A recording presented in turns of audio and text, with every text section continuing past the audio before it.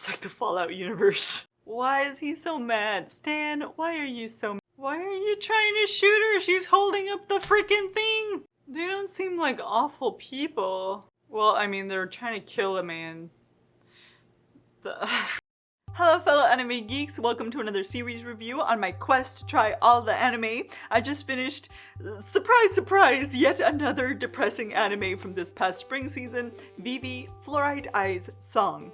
Here's my usual 4 questions that I use to organize my thoughts, and let's get started with genre. The mouth tags are action, music, sci-fi, and thriller, and this is most definitely an action sci-fi thriller that reminds me of big blockbusters like iRobot or The Terminator, but there's also an element of mystery to it. Our characters have to solve these cases or missions that lead up to a big confrontation, and for some reason all of that just reminded me of all of the challenges in Die Hard 3, but you know, that's not to say that these cases aren't dramatic. We really dig deep into all of the motivations, relationships, and emotions behind each of these cases. So yeah, iRobot and Terminator, but like crossed with Her and Eve no Jikan. As far as the music tag goes, I wouldn't go as far as calling this a music anime, but it does have a beautiful musical element to it. Our protagonist is an android with a songstress AI programmed to make people happy with her song. Now, she ends up having this very deep internal conflict throughout the story that actually alludes to one of our own questions about our own evolution, and that's, is art what distinguishes us as human beings?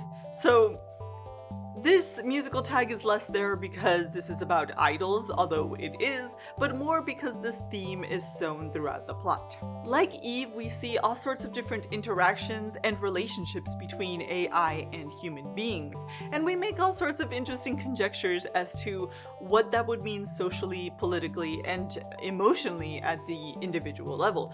So, all of these heartwarming and heart-wrenching situations forcing the audience to confront the question, you know, what does it mean to be human, also really reminds me of the film AI. But I keep referencing The Terminator because ultimately this is about a futuristic AI that goes back in time to stop the bad robots from destroying humankind. And let me tell you, Matsumoto is as annoying as that thing in Halo. Naturally, he pairs up with our protagonist Vivy to kick butt, change the timeline, and save the world. I'm so tired of time travel, you guys. Everything my physics profs ever taught me just screams in agony anytime they try to make it work. Why? There is so much cool and smart stuff in this anime. Clearly, these creators are part of a futurology circle or have studied the technological singularity, which, as far as I understand it, is a point in time where we create a technology that has unforeseeable, unpredictable consequences, right? Now, technically, you could argue that that has already happened multiple times in our recent history, but I think that the consensus is that when it comes to AI is going to improve itself in an unpredictable way, in a way that we can't keep up with. So this vision of the future and calling it the singularity is in line with current theory, but we already created this awesome AI, Matsumoto, right? He's got computing powers way beyond our comprehension. So why couldn't he have just played through all of these different scenarios and predict the future and choose the path of, you know, least destruction?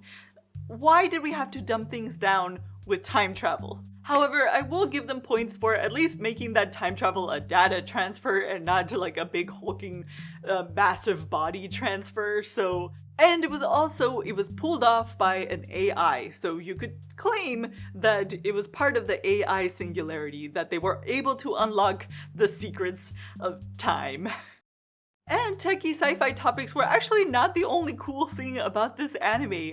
There were a lot of artistic and religious references that I'm sure most of just went over my head, but I really appreciated the naming sense, right? Ophelia's Madness references Hamlet.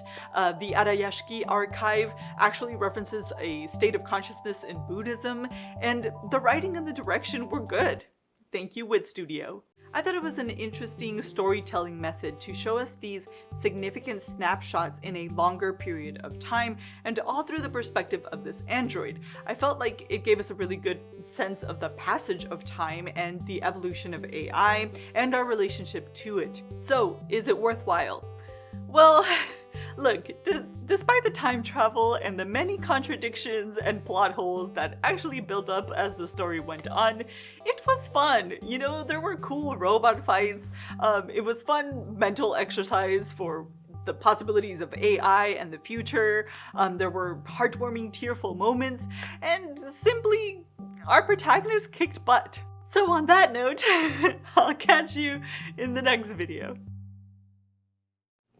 What the crud? What the crud, man? What the heck? What the heck? What the crud? What the crud? I mean, look, it's Terminator. It's cute, girly Terminator. And everything we like about it.